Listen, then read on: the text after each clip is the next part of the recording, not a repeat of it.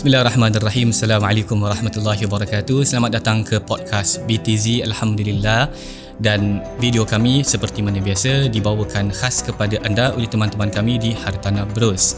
15 tahun dalam industri, one stop solution untuk semua urusan yang berkaitan dengan properti, jual ke beli ke sewa ke apa, semuanya ada. Hubungi mereka di talian mereka, begitu juga di social media mereka, IG, Instagram, Facebook dan sebagainya, insyaAllah. And that, ladies and gentlemen, Hartanah Bros, don't forget this, Hartanah Bros, your property matters. Bismillah. What a start. Very refreshing Satu line straight Macam baca skrip No, rehearse. Ini serius ni je. Alhamdulillah. So alhamdulillah hari ni kita akan sambung dengan perbincangan kita. Hari ni kita nak bincang pasal adik-beradik. Adik-beradik. I mean, talking about last episode kita kan, kisah Nabi Adam dan juga kisah Iblis ni kan. So obviously jalan cerita dia is, Nabi Adam dikurniakan dengan anak twin Habil dan Qabil. So we dive into hal-hal adik-beradik lah. So apa yang terjadi dengan Habil dan Qabil mungkin terjadi juga dekat dunia ni lah. Sebelum tu kita alhamdulillah, I rasa kadang-kadang ni antara nikmat yang kita kurang fikirkan lah, which is nikmat adik-beradik. Betul. Yang kita tahu di antara urusan yang kita go through in life adalah ada family. Dan adik-beradik ni biasanya macam kita terlepas pandang sedikit. Banyak perbincangan mengenai anak beranak, mengenai suami isteri. Adik-beradik ni kadang-kadang kurang sedikit lah. Yes, and betul. my little experience, kadang-kadang adik-beradik ni merupakan satu nikmat yang besar. Yang dia membawa kebahagiaan, dia allow for you good things in life dan sebagainya. I ada 3 adik-beradik. You 3 adik-beradik lah? 3 sama. You pun 3 adik-beradik lah? 3 juga. Middle child syndrome Middle child. Sama. Apa selalu orang cakap pasal anak tengah? You anak tengah? Tengah. Sama kita semua. Tengah sama BTZ pun kan. Orang cakap anak kedua ni biasanya yang soleh-soleh biasanya. Tak lah. Anak yang kedua ni yang degil orang cakap. Dia selalu yang degil tu yang boleh harap kadang-kadang. Kenapa we have that mentality yang anak tengah ni biasanya macam ada masalah sikit ke degil sikit. Benda-benda khurafat je tak lah. Dia kalau yang pertama tak tahu ni bila kecil-kecil orang cakap, atau kita dengar lepas tu lah, kalau anak first tu perempuan bagus, tanggungjawab. Kalau anak first lelaki tu tak bagus sangat, pasal tak boleh harap ke apa lah macam gitu. Tengah-tengah ni apa dia punya, what's the mindset lah? Tak, tengah-tengah ni macam dia the connector lah, something like that lah. Dia macam the bridge to everything. I don't know, tapi tak it's just tak semua lah. It's just a cultural thing maybe. Macam mungkin ada betul, dorang label lah. It's a label. Cuma based on experience lah. Maybe anak yang tengah ni dia dah belajar daripada kakak abang dia dulu. Betul. Lepas tu dia pun jadi abang atau kakak untuk adik dia yang akan datang tu. Jadi kira macam balance lah kan. Dia balance ke dia confused? Aku ni abang ke aku ni adik ni, macam gitu kan. Itulah. Tak tahu mungkin yang first tu kesian lah Yes. First tu kesian lah. Kalau tengok hierarki dia, first tu selalu kena blame lah Betul. Correct. Actually macam kat rumah pun sama. Si Muaz nombor 3. So dia dapat sepihan lah daripada kakak dan abang. So kakak lembut, being friendly, selalu tolong and all that. Abang macam really a bit macam dunia dia sendiri. And so based on macam abang-abang, sekarang abang-abang, tapi sebagai anak laki-laki, of course lah aktif lah, lompat sini lompat sana. So Muaz ni dapat both worlds lah, dia dapat dua-dua. Dan macam you cakap lah, abang is the experiment lah kira kan. Dia paling tua kan. So apa-apa benda semua salah je, kita first tengok dia dulu. Tapi sebenarnya bila you tengokkan dia dulu tu, bukan cakap you nak marah dia ke you benci dia, tidak. Tapi it's just that you punya expectation from him as the number one child. You macam cakap dia in a way macam, Mika, do you know that you do this salah tau, gini gerbak-gerbuk and all that. Tapi dalam sudut isi hati kita ni, kita nak betulkan dia, and kita nak dia jadi satu leader atau satu abang yang lebih baik lah. You atas you kakak, how has your kakak impacted you in your life? Seorang serius. My sister is like my best friend lah, best friend. Is it? Kita belajar sama-sama, kita pergi luar negeri sama-sama. Sorry Cok, you hafiz dulu ke dia hafizah dulu? My sister hafal dulu. So my sister hafal Quran. Dan actually my sister banyak kita ambil lesen pun dia pass dulu. Alright. Lesen kereta dia pass dulu. And belajar pun sama. Dia ada master dulu. Beza umur setahun. Beza umur setahun. Okay, that's why lah, no wonder. Okay. Beza setahun ni my sister dia technically 2 tahun tapi dia Disember. Alright. So kira genap, pasal I February kan, so kira setahun lah. So kita pergi belajar sama-sama, pergi luar negeri sama-sama, semua benda, banyak benda kita buat sama-sama. Macam best friend lah. Like dulu pergi sekolah sama-sama. Kesian my brother lah, jauh kan, macam 5-6 tahun kan. So dia banyak sendiri lah. So kita dulu college sama-sama, memang selalu together lah. Okay, interest pun sama-sama, Quran and all that sama-sama. Quran kira kat rumah lah, kira Yalah, macam yalah, memang kita dia memang dibesarkan and Understand. lepas tu belajar, sambung master semua sama-sama, and yalah, semua lebih kurang sama idea lah. Lepak pun sama-sama dulu. Like dulu I had a few of my kawan-kawan lelaki kan, nanti my sister pun ada duduk juga sekali, macam nak lepak bawa kakak aku tau. Macam okay lah dia bawa juga. Dia okay lah. Ada okay. Macam that time kat Zuhri lah, kita balik daripada Jordan kan, dan kita sambung ambil diploma. Then my sister was there lah. So macam kita petang main bola kat time, nanti my sister pun datang lah daripada sekolah, just duduk makan dengan kita. Macam kita lagi muda daripada diorang lah. You bawa you by boy girl? My younger below me is my younger brother. So elder Younger atas brother handsome macam you lah? Tengok gambar. Tak apa juga younger brother. My brother, yeah, both of my sister and my younger brother, I think they are more to my arwah father punya features lah. So talking about adik-beradik ni, I think yalah, I membesar dengan dorang pun waktu bila arwah ayah dah tak ada. So we were very young. My sister 5 years old, I 3 years old. My younger brother tu 1 month old sih. Exactly. So dia punya birthday is 9 of August, which is National Day. My arwah father passed away 8 of 9. So 8 of September. So 9, 8, 8, 9 kan. So exactly sebulan umur dia. Jadi dia tak, lepas sebulan your father meninggal. Father meninggal. So lepas tu kita tinggal dengan family mak lah. Family mak, which is about 13-14 of us dalam rumah Jurong tu yang kita pernah pergi. So that's how kita adik-beradik, we are very close. Kita tak ada, walaupun kita tak tahulah erti yang rumah Jurong tu, kita selalu fikir rumah Jurong tu rumah kita. Kita tak tahu the ownership back then kan. We thought that it's our place. Ramainya orang tinggal rumah kita, you know. But actually the real fact is itu bukan rumah kita. Kita menumpang lah selama kita membesar. So I think lepas kita dah besar ni, bila kita membesar ni, kita macam kind of like remind each other lah. Alhamdulillah my sister, she is a shipbroker. Alhamdulillah dia, kita pun pernah macam kind of macam janji each other that once we get out of this so-called shell lah. Bukan kita nak salahkan hidup susah tu memang salah atau tak sepatutnya hidup susah, tidak, tapi it's a challenge that we progress lah. It's a progress. Kita bilang diri kita that hey, let's do better. Nak kena keluar daripada kotak tu kita lah, nak kena keluar daripada kotak tu in order for us to maybe have a better life, slightly better. Bukan cakap sekarang tinggal mansion ke, tinggal presidential suite, tidak. Tapi alhamdulillah kita dapat bernapas, kita dapat hidup lebih selesa, sikit demi sikit lah. This is my point lah. Yang kita hari ini where we are at today. Correct. Kita terlupa bahawa perjalanan kita ini, di dalam cerita itu antara hero-heronya adalah adik-beradik kita kan. Betul. Correct. And a lot of our success is supposed to also be to them also. Exactly. Right? I feel to be honest, along the way, I don't mind saying this lah in front of camera. I kind of like macam a bit of ada that bit of disconnection dengan dorang a little bit. Because why? Because start umur 13, 12, 13 I play bola ni dah start pergi luar negara, pergi sini, pergi sana, dan dah mula kurang tau jumpa. And then macam main overseas, dan kahwin, dan main luar negeri dan sebagainya and all that. So ada a bit of disconnection. Dia somewhere. macam gap sikit lah. Ada gap. Obviously there's gap. Tapi bila balik sama juga. Balik tetap sama. We always catch up with each other. Time spend tu kurang lah. Even with my mom also. My mom pun sibuk kerja. Bila kita membesar adik-beradik, dia pun tak dapat jenguk sangat lah. Kita tidur, dia kerja. Dia tidur, kita pergi sekolah. So kita tak dapatkan rasa erti keluarga lah yang sebenar. But I believe that with what we have, time yang kita ada tu, dia selalu impactful lah kan. Exactly. And that's the most important thing. So lagi-lagi kita dah kahwin sekarang, dah ada anak. You dah jadi parent, you dah tahu apa sikit sebanyak gambaran yang your mother or your father lalui.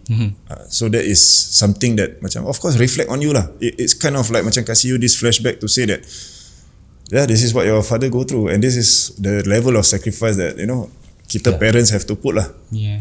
This is beautiful lah. Macam kita punya experiences, alhamdulillah memang elok lah. Of course, yes. Alhamdulillah, my brother also orang selalu tanya pasal my brother has always been the smarter one, has always been the one yang do things first. Dia keluar negeri dulu dan sebagainya. And again lah, apa-apa yang diorang buat tempias kena ke kita juga. Alhamdulillah. And this is a beautiful thing lah. Cuma kalau kita tengok cerita Nabi Adam dan anak-anak Nabi Adam, cerita dia tak macam tu lah. And this is the first story of sibling relationship dalam Al-Quran. Yes. Dalam sejarah manusia, yang Allah sebut dalam Al-Quran, nak khabarkan cerita ini, watlu alaihim naba abnai adam bil haqqi id qarraba qurbanan. Cerita dia ni dalam Quran agak brief. Okay. Ni surah apa, sorry? Surat Ali Imran. Correct. Awal-awal Quran juga. And cerita dia adalah bila dekat dunia ni, they begin to live the worldly life. Kemudian ni kata Allah, ceritakanlah kepada manusia kisah mengenai dua anak Nabi Adam. So bila you sebut Habil dan Qabil ini, Habil dan Qabil namanya itu tidak disebut dalam Quran. Okay. So ni kita dapat dalam extra narration. Surah Ma'idah. Suratul Ma'idah. Oh, sempat check bagus Ustaz ni. Wish. Right. So cerita dia menarik. Ni dictionary Quran. Memang selamatlah hidup ni. Alhamdulillah, dunia akhirat alhamdulillah. And cerita dia adalah menarik tau. Kita ingat, kita expect cerita ni akan beautiful lah. Adik-beradik akan cooperate. Tapi cerita dia is not that at all. Yes, correct. Cerita dia yang kita dah, kalau kita nak go back to the history a bit, cerita dia adalah dorang twin. Kemudian dorang ada twin apa namanya, lelaki, ada twin perempuan. Yes. Kemudian seharusnya itu dikarenakan procreation, perlunya untuk continue the human species, dikahwinkan antara mereka. Ini cerita kahwin adik-beradik ini pada satu zaman di mana tak ada manusia kecuali dorang lah. So it's a totally different type of law. Different type of law lah. Allah turunkan. Syariat pun lain. Berbeza lah langsung. So kita understand. Cuma in the end ada envy and jealousy yang berlaku dikarenakan satu ni tak nak kahwin yang adik yang ini lah. Dikarenakan dia cakap tak cucuk untuk aku. Macam ada riwayat sebut tak cantik. Which is also an interesting thing lah. Berarti isu awal kalau kita tengok minggu lepas punya perbincangan adalah Adam ni, antara isu yang paling besar yang dia go through adalah kelemahan dia. Lepas tu ada isu syaitan dan iblis. And isu syaitan dan iblis adalah jealousy and hatred. And dalam cerita dua anak Adam ini, cerita dia sama. Betul. Cerita dia adalah jealousy.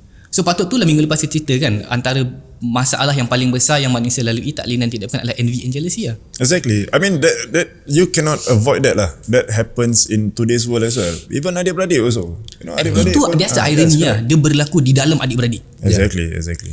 Betul. Kira Al-Quran meletakkan satu permulaan untuk kita sedar bahawa ni satu kehidupan kan. Kalau Nabi Adam boleh lalui benda ni dengan anak-anak dia, benda ni pun akan kita lalui juga. Bahkan Nabi Adam pun adalah seorang Nabi. Betul. Yes. Orang yang daripada syurga Allah turunkan. Bukan nak kata apa yang mereka lalui itu salah, tapi benda ni akan kita nampak dalam kehidupan kita. Dan dia bukan satu kekurangan pun. Bahkan dalam kehidupan kita akan lalui benda ni. Sebab tu kadang-kadang mungkin adik-beradik bergaduh ni pada permulaannya baik. Tapi bila dia mula kahwin, ada yang bergaduh. Yes, correct. Ada yang bermula yang paling teruk is bila mak bapak dah tak ada. That's the real challenge actually. Itu that's the real one. Orang yang beriman dengan tak beriman memang akan nampaklah ketara. Contohnya dia punya nak cakap pasal harta lain. Dia punya komitmen towards adik-beradik dah tak ada lagi dah. Seakan-akan macam adik-beradik tu dah terputus dah hubungan dia sebab mak bapak dah tak ada lagi. Walhal kalau mak bapak dah tak ada, kita kena jadi mak bapak lah. Sepatutnya jadi lagi rapat lah. Kita kena hidupkan balik lah benda tu kan. Tapi ni satu challenge lah dalam kehidupan yang bukan sahaja Nabi Adam yang cerita pun. Kalau tentang adik-beradik ni banyak. Nabi Yusuf pun. Yes, correct. Dan bukan 2 orang je, bahkan 11 orang. Lagi ramai kan. Lagi Royal Rumble lah. And diorang aim 1 orang ni. Dia tu kena rabak seorang-seorang. Kena. Yes. So inilah yang Allah nak letakkan satu kesedaran. Kadang-kadang kita baik, kadang-kadang kita beriman, kadang-kadang kita bertakwa. Ujian tetap datang. Ujian tetap akan datang. So ujian Nabi Adam ni adalah kedua anak mereka ni lah. Yang ibadah Habil tu adalah yang baik kan. Yes, correct. Qabil pula, antara kedua-duanya ni mereka berbeza dari sudut kerjaya kan. So kalau yang tak silapnya, kalau Qabil dia kerja di farm kan, dia ada ladang. Habil pula dia jaga jaga ternakan. Dia jaga, dia kira apa, dia panggil orang jaga ni lah, kambing. Okay. So dua-dua ada kerjaya masing-masing, Allah bagi rezeki. Tapi bila part nak berumah tangga, bila part ni datanglah satu ujian. So ujian ni ada hikmah di sebalik tu juga. Ada banyak hikmah, ada banyak pengajaran yang kita akan ceritakan lagi lah kan. What is interesting is again from the perspective of adik-beradik ni bergaduh, kemudian from the perspective of bapa to be put in that particular situation. Aku ni bapa, aku dah lalui benda envy and jealousy dengan iblis, tiba-tiba the same thing occur dalam family aku ni. So from the perspective of bapa, agak payah juga nak lalui benda ni. And again going to what you said just now, dia escalate menjadi teruk tau. Because the story then goes, kalau kita nak tengok the Quranic narrative, tiba-tiba satu cakap kepada yang lain, la aqtulannak, aku akan bunuh kau. Dia kira bahasa budak-budak sekarang, well, that escalated very quickly. Dia bukan macam sikit-sikit, tak, dia at the end of it is aku bunuh kau. Kita kalau bergaduh dengan orang luar, kalau bergaduh dengan customer ke, bergaduh dengan kawan ke apa ke, dia lain tau dengan bergaduh dengan adik-beradik. Dia dah lah gaduh dengan adik-beradik, ujung ni itu adalah aku akan bunuh kau. This is a very severe matter lah. Yalah, where in today's news pun memang bukan cakap tak pernah dengar. Pernah adik-beradik bunuh adik-beradik. Yes, pernah. Tapi that is like sampai to the extreme point where dah betul-betul tak boleh angkat lah. Apa tu level of macam benci and hatred and all that. But I mean, coming back to Habil and Qabil ni, I think the first criminal lah, the first crime that happened that happened, someone rasa mati, and the beauty of this story also macam Qabil pun macam first time aku bunuh, dia ingat dia tak tahu tau dia bunuh siapa, abang dia ke adik dia, but dia pun tak tahu macam mana ni dia hidup ke tidak kan. So sampai satu burung nak kena macam just actually tunjukkan what to do with the mayat kan. But even before that kan, bila adik ni nak bunuh abang, Allah sebut yang abang ni cakap, la in basatta yadaka ilayya litaqtulani ma ana bi basati yadiya ilayka li aqtulak inni akhafullah rabbal alamin. Macam panjang. Tengah berbual ni kena ingat juga ni. But it's interesting dari segi apa tau, bila nak bunuh ni kan, biasanya in any type of conflict kan, konflik memerlukan dua orang apa. Kadang-kadang kalau dua orang memang kepala memang tengah, tak ada orang tengah apa. Exactly. But the brother was pious enough to say, kalau inilah yang kau nak buat, you know what, you do it, but you know aku tak nak buat benda tu. I don't want to partake in an evil act. Understand. Ini yang mungkin kita kena belajar juga dari sudut konflik-konflik yang kita lalui dalam kehidupan. Dia akan ada orang yang dia berapi, tapi api dengan api ni memang terbakar kan, tapi satu orang kena cool down lah. I think that's also an issue that we have here. And tu dia kasih alasan lagi, dia cakap inni akhafullah rabbal alamin, the reason that I'm not going to retaliate is simply because I fear Allah. So yang menyelamatkan keadaan itu tak lain dan tidak bukan adalah takut kepada Allah. Betul. That story is a impactful and a beautiful story. So Allah and ayat tu pun tentang orang-orang bertakwa kan. Betul. Nama taqabbalallahu minal muttaqin. Dan jadi ni satu petanda lah siapa di antara mereka ni yang lebih bertakwa. So dua-dua memang ada yang dua-dua ni kira datang dalam keadaan diorang tak ada choice. Of course. Mak bapak mention either A or B lah. Sebab tak ada orang lain masa tu kan. Tak ada orang lain. So yang lagi satu ni dia rasa aku lebih angkuh, aku lebih handsome, aku lebih ni, aku tak kena dengan ni dan sebagainya. So balik kepada sifat keangkuhan jugalah sifat jealousy dan sebagainya, dia memusnahkan seseorang tu. Dan dia menghilangkan jiwa ataupun mengorbankan satu jiwa yang yalah adik dia sih. Adik-beradik sih benda ni. Benda ni yang kadang-kadang cuma yang indahnya para ulama tak pernah menghukum benda ni sebagai satu ni macam benda besar dan sebagainya. Sebab zaman tu mungkin hukum dan syariat agak berbeza lah. Cuma kenapa Allah SWT sebut di dalam Quran sebagai satu pengajaran untuk kita, it's a possibility. Benda ni akan berlaku kalau sekiranya banyak benda lah, kekurangan dari sudut tarbiyah dan sebagainya.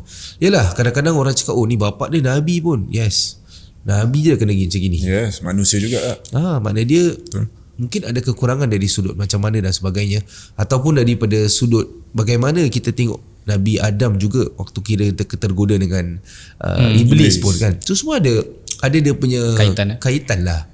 So bila datang anak dia ni mungkin tempiasan daripada kedegilan ke dan sebagainya.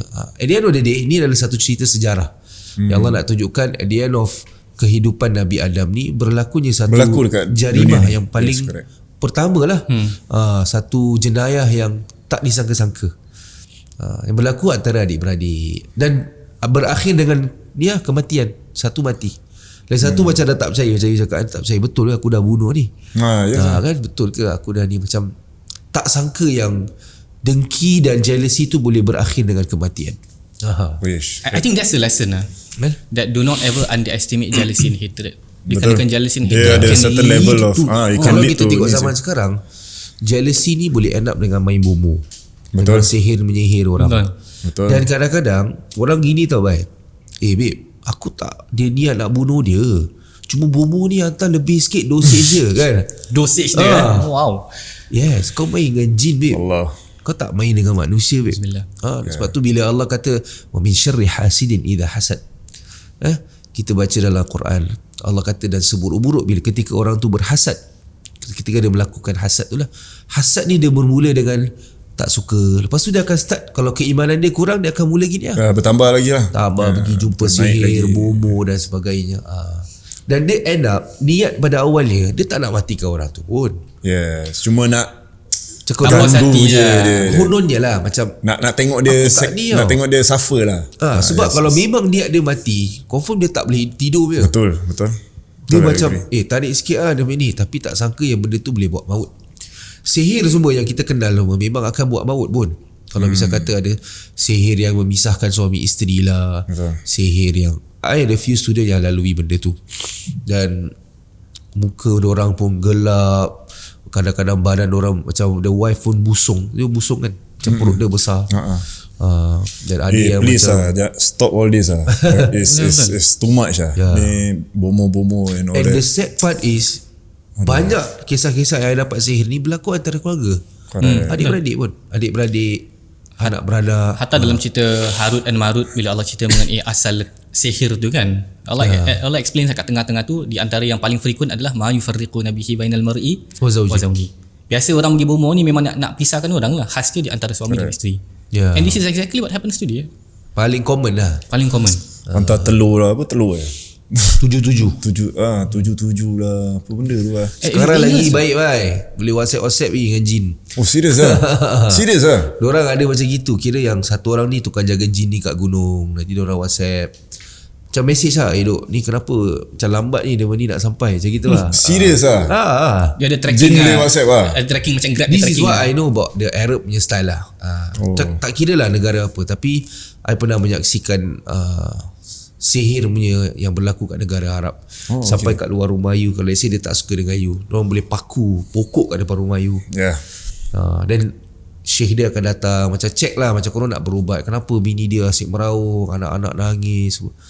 Bila dia pecahkan pokok tu, dalam berdarah babe. Serius lah. Macam gitu. What about those macam cerita-cerita yang dorang pegang patung, habis dia cucuk dia rasa sakit. Ada macam kira voodoo punya style. Macam voodoo punya style. Memang ada. Apa dia panggil tu yang macam Indonesia punya style tu kan. Yes.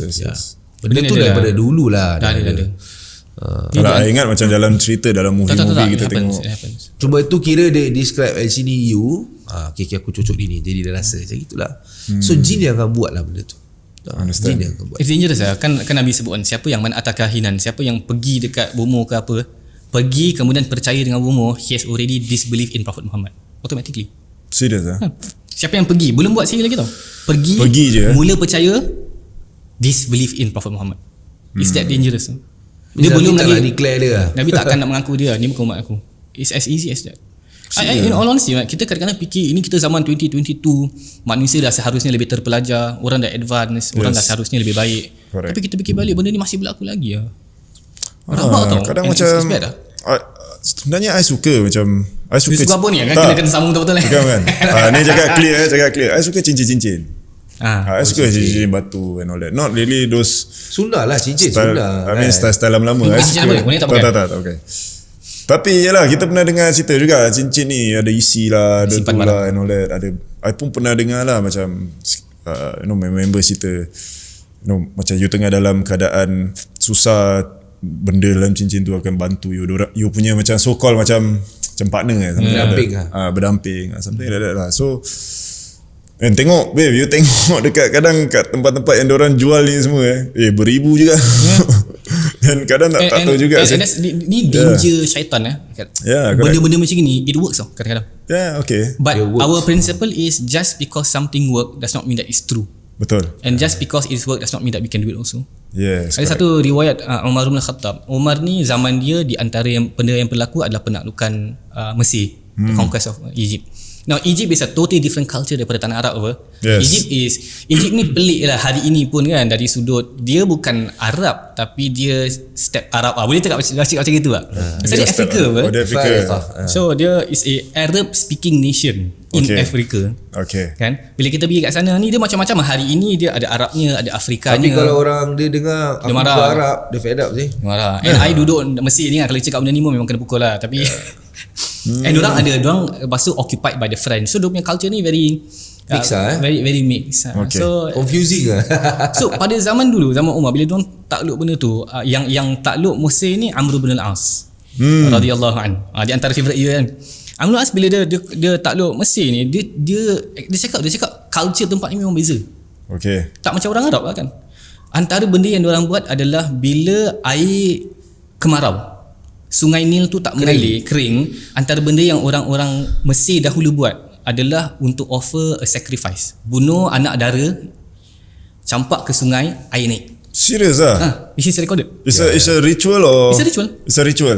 Amalan dorang lah. Amalan dorang. Jadi bila benda tu berlaku, Amr bin al-As cakap tak boleh lah, ini kafir, ini syirik. Yeah. So dorang tak buat benda tu. Bila tak buat benda tu, air tak naik. Okay. Air tak naik. Amr bin al-As pening kepala, ni apa ke benda ni? So hantar surat ke Umar. Hantar surat ke Umar tulis surat. Surat tu menarik lah. Ini bab karamatul sahaba yang kita percaya dalam agama, yang Allah kalau nak memberikan kelebihan kepada individu tertentu, Allah boleh berikan. Umar tulis surat tu, Bismillahirrahmanirrahim, min amiril mu'minin Umar ila nahrin Nil. Daripada Amir Mukminin Umar kepada Sungai Nil. Ni pelik ni, dia berbualkan Sungai Nil. Dia cakap dalam surat tu tulis, wahai sungai, in kunti tajri min qibaliki fala tajriyan. Walakin idza kunti tajri min qibalillah fajri. Cakap, wahai sungai, kalau engkau mengalir dikarenakan kehendak engkau sendiri, kau jangan mengalir. Tapi kalau engkau mengalir dikarenakan Tuhan, mengalirlah engkau. Amr bin al-As dapat surat tu, dalam riwayat tersebut Amr bin al-As campak surat tu dekat Sungai Nil, air naik. Masya-Allah. Masya-Allah. So sihir sini berlaku ke tak? Berlaku lah. Yeah. And the reason that kita ada mu'awwizat, Qul a'udzu binnas, qul falaq, dikarenakan pernah ada usaha sihir kepada Nabi SAW. Benda tu berlaku juga. Exactly. So benda ni ada tak? Ada. And asal usulnya apa? Dengki. Betul. Dan benda ni wujud lah. Wujud. Tak boleh lari. Wujud, yes. And that's the extreme lah. Kita minta supaya semua celik pasal benda ni, and to be really careful. There's tak ada husnuzon terhadap sihir. Tak ada. Ada orang cakap, otak lah ni usaha, otak lah ni sihir dia baik, dia tak pakai black magic, dia pakai white magic. Boleh pernah dengar sekarang. This is the term that they use. Kita pakai jin baik. Tak ada. Jin Islam untuk buat benda ni. No such thing. Ni benda memang nak remind semua yang kuat sangat hidup dengan beramal dengan benda-benda gini. Kadang betul. Very disturbing lah. Abang, mak aku simpan barang lah. Serius. Bapak aku simpan For barang. me, Ada kat rumah. Dia bangga tak kadang. Nanti dia bangga. Yes. Dengar je dah bingit. I cakap satu benda je. Agama kita ni bukan agama yang shortcut tau. Alright. Bukan agama-agama yang bila you sakit, you pergi dekat orang-orang baik kan, tak. Agama kita ni agama yang kita kena beramal. Sesiapa pun yang kena sihir, sesiapa pun yang kena buatan orang ke apa ni semua, itu semua adalah satu petanda kehidupan kita. Tapi bukan menandakan cara untuk kita nak baik daripada benda ni. Betul. Kita jumpa dengan bomoh dan sebagainya. Kadang-kadang Allah tegur kita dengan cara macam gini untuk balikkan kita dengan pakai jalan, dengan benda yang lebih baik. Baliklah pada Allah, baliklah dengan cara yang Nabi ajarkan. Walaupun lambat pun tak apa. Janganlah kita duk percaya dengan benda-benda yang kadang-kadang macam dah sampai 2022 ni. Bila dengar gini orang cakap, I baru je macam pergi rumah orang, kita pergi rumah orang raya, kita dengar orang cakap itulah macam kan setiap rumah ada pendamping. Kita tak perlu pendamping, babe. Kita ada Tuhan Quran yang mendampingi kita di mana-mana. Tak perlu masuk rumah orang, rumah tu ada pendamping. Oh, rumah tu memang ada banyak penunggu. Kenapa? Penting sangat ke? Kenapa dia baik? Oh, dia ada orang jaga. This is bullshit. Stop benda ni. Kan ustaz dah marah ni. Serius dah macam beramal tak nak. Macam orang sekarang sihir, ain, Nabi dah kata semua hak, benda ni benar. Betul. Correct. Kita jangan nak manipulate benda ni seakan-akan macam sebenarnya aku ni banyak dosa ke apa. Tak. Orang yang banyak amal pun ada ujian. Betul. Orang even Nabi pun orang try sihir. Betul. Tak? Betul. Tapi keluar satu amalan baru, ada muawwidatan. Benda simple-simple untuk kita beramal. Jadi Ustaz, apa kasih yang tips sikit Ustaz. Macam mana kita nak lindung diri kita dengan ayat Al-Quran? Apa ayat Al-Quran? Ayat Quran ayat surah-surah yang paling simple, antaranya suratul Fatihah. Nabi sebut surah Fatihah ni surah Asy-Syafiyah, surah yang memberikan penawar tau. Antara surah yang kita paling banyak baca dalam solat, surah Fatihah, amalkan dalam apa pun. Tapi khususnya misal kata kita cakap pasal kita nak elakkan diri kita daripada misal kata jalan bawah pokok malam, tempat-tempat yang dihubuni dengan rumah-rumah syaitan, rumah-rumah jin ke dan sebagainya.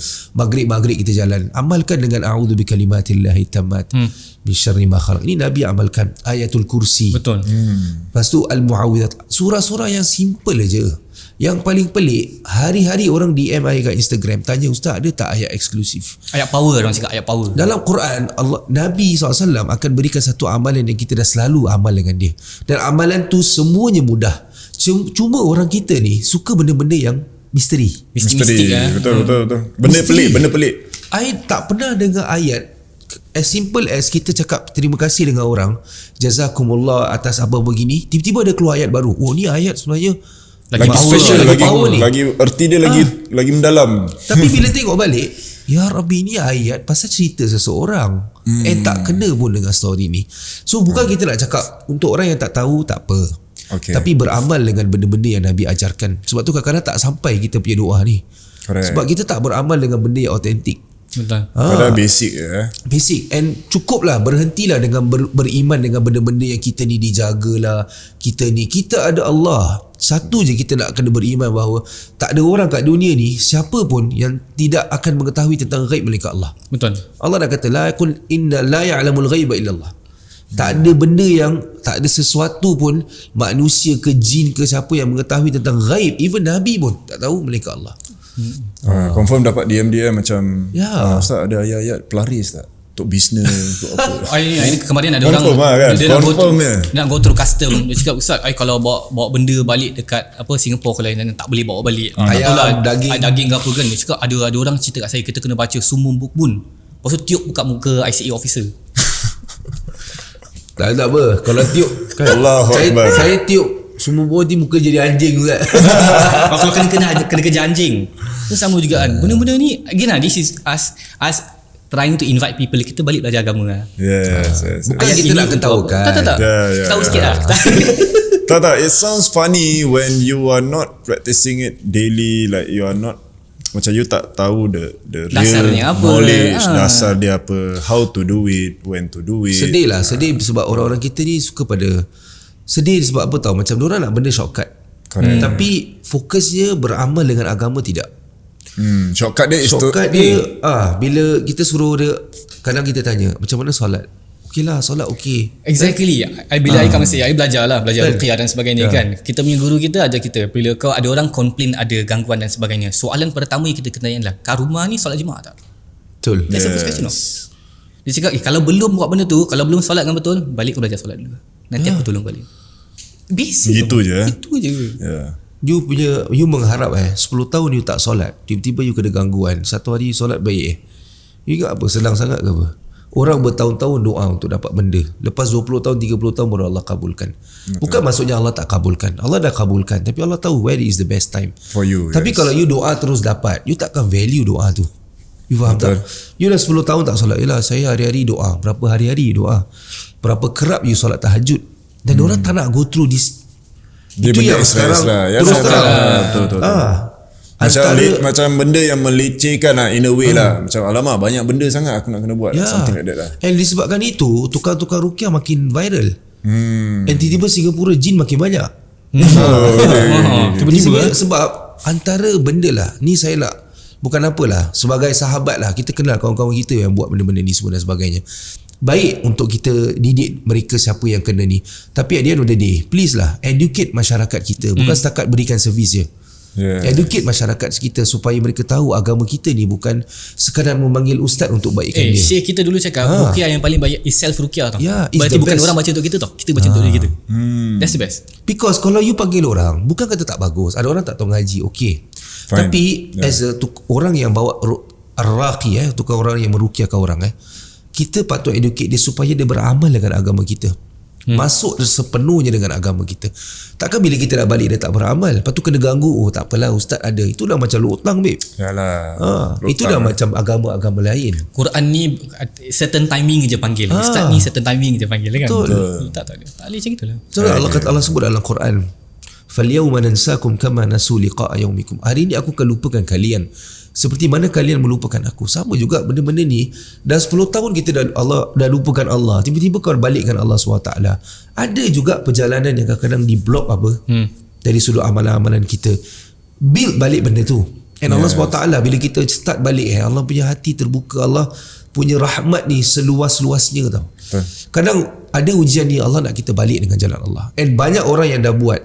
So far yang I tengok, as simple as tahajud, amalkan ma'thurat, baca setiap pagi. Inilah pendinding kita. Yes, correct. When they don't realise, they don't realise that actually this is Quran yang Nabi turun cari 23 tahun turun naik, kena berdarah semua, kena rimbat semua. Ini yang orang tak amalkan. Inilah pendinding kita. Betul. As simple as al-muawwidhatan. Betul. Qul a'udzu birabbil falaq. Baca tu je ke ustaz? Ini 10 kali lebih bagus daripada awak punya mantra tu. Cuma ini education yang kadang-kadang kita tak dapat sampaikan. Bukanlah emosi, tapi nak apa, akhir-akhir kita tengok zaman sekarang ni makin banyak kisah-kisah yang menceritakan tentang benda-benda ni. And masyarakat kita dah betul-betul in a way macam dah dimomok-momokkan dengan benda ni, tapi tak beramal. Correct. And another thing yang mungkin kita boleh criticize from a broader perspective, kita orang Melayu memang suka cerita hantu. No, my point is this tau. My point is that kalau kita suka sangat benda macam gini and nak sangat percaya benda macam gini, benda ni kadang-kadang berlaku juga. It's a psychological dia thing suka also.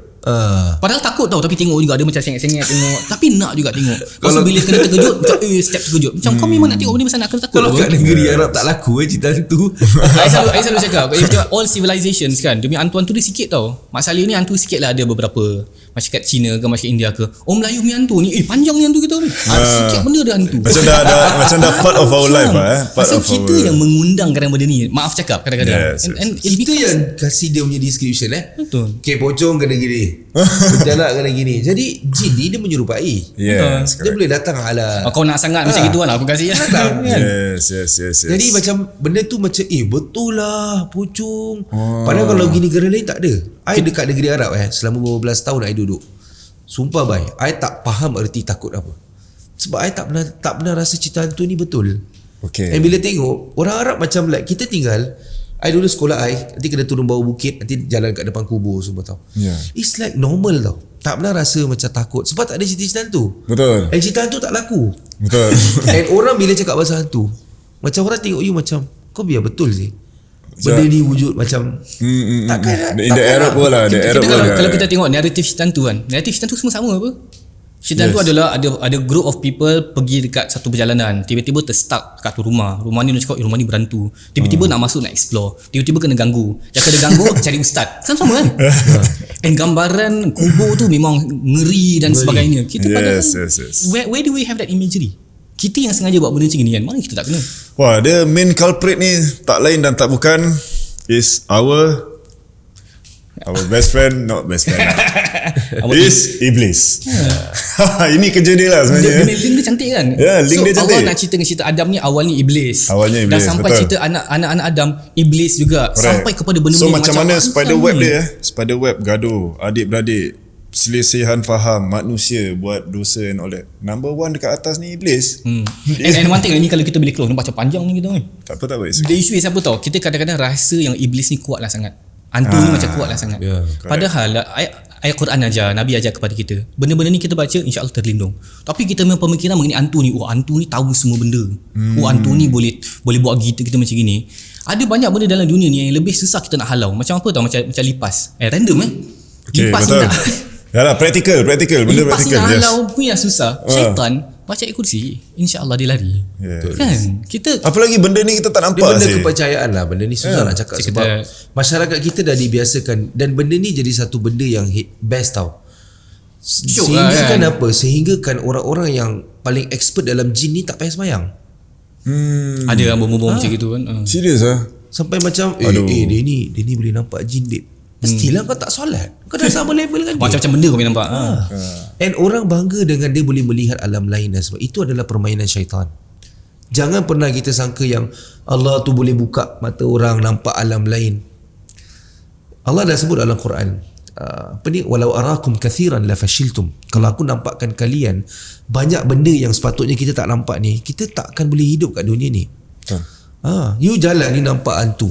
Saya kata kita hidup manusia semua perfect Jin-jin dah beratus ribu tahun hidup. Muka orang agak lain sikit daripada kita.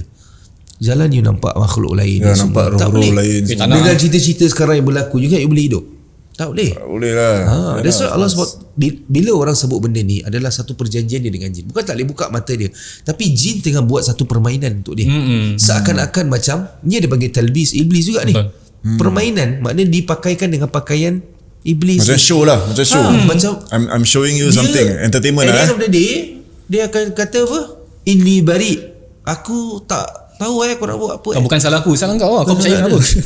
Wah, iblis solid kau punya game plan Ni game plan dia memang. Waktu tu ulama-ulama dulu panjang macam kitab tu lah, kitab Ibn Jauzi, Talbis Iblis. Dia bilang exactly trick syaitan tu apa, satu-satu. Betul.